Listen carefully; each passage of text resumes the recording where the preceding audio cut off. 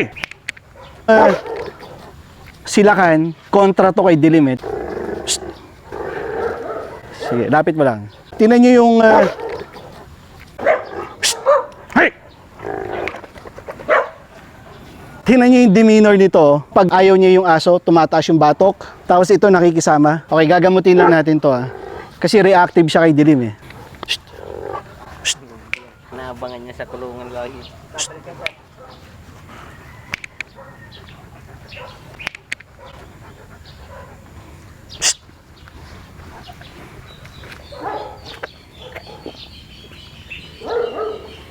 Yung stay!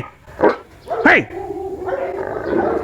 Hindi siya aggression na malala. Tingnan natin kung tama ako. Umiiwas si Dilim, no? Yan, ganyan dapat. Okay. Ito dominant, ito submissive.